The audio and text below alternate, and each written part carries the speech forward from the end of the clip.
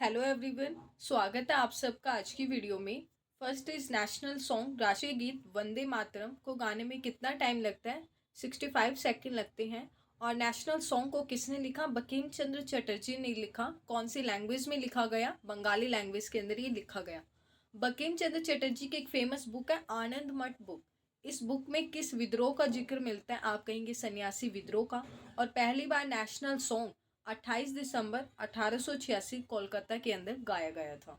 Second is national anthem, राष्ट्रीय गान जन गण मन को गाने में कितना टाइम लगता है? 52 सेकंड। ये एक लॉन्ग और स्टैंडर्ड वर्जन होता है जो हम नॉर्मली स्कूल के अंदर गाते हैं।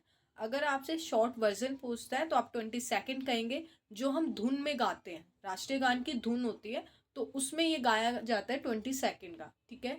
और नेशनल एंथम को किसने लिखा? रविंद्रनाथ टैगोर ने लिखा। कौन सी लैंग्वेज के अंदर? बंगाली लैंग्वेज के अंदर।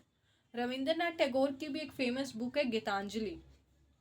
इनको इनके लिए नोबेल प्राइज दिया गया 1913 के अंदर। आप सबको पता होगा नोबेल प्राइज 5 फील्ड में पहले दिया जाता था, लेकिन 6th फील्ड एक्स्ट्रा इकोनॉमिक्स बाद में ऐड की गई 1968 के अंदर। ये लिखा नहीं हुआ, मैं आपको ऑरली बोल रही हूँ, आप ध्यान से सुनना।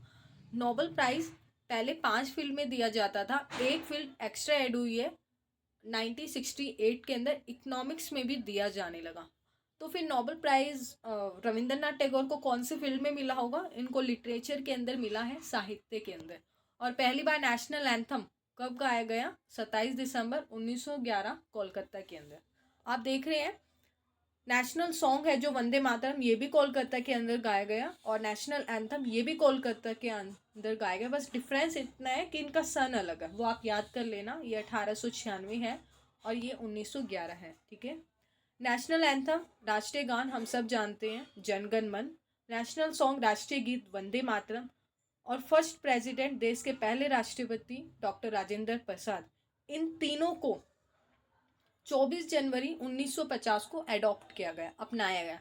हम सब जानते हैं 26 जनवरी 1950 को हमारा देश में संविधान लागू होता है। लागू होने से 2 दिन पहले, इट मीन्स 24 जनवरी को इन तीनों चीज को एडॉप्ट किया गया। ये जितने भी क्वेश्चन ये सभी प्रीवियस ईयर हैं, ये आपको ध्यान रखनी है बिल्कुल, ठीक है। Next is 15 August 1947 independence day. हम सब जानते हैं 15 अगस्त 1947 को हमारा देश भारत आज़ाद होता है। और हर साल 15 अगस्त को फ्लैग होस्ट, मतलब तिरंगा कौन फहराते हैं देश के अंदर? Prime minister. कहाँ? लाल किले, न्यू दिल्ली के अंदर।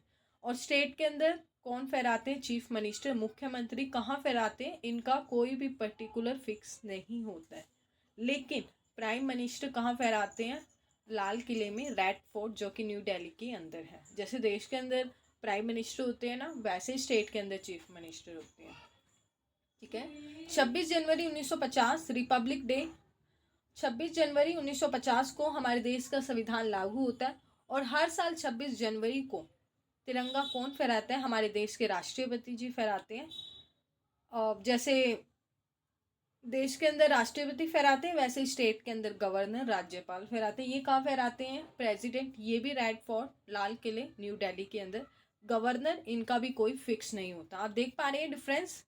जिस दिन देश आज़ाद हुआ था उस दिन तो प्राइम मिनिस्टर है, और प्राइम मिनिस्टर के इक्वली स्टेट में होते हैं चीफ मिनिस्टर। और जिस दिन संविधान लागू हुआ था उस दिन प्रेसिडेंट, और प्रेसिडेंट के इक्वल स्टेट में क्या होते हैं? गवर्नर। तो आज के लिए इतना ही है। So thank you everyone.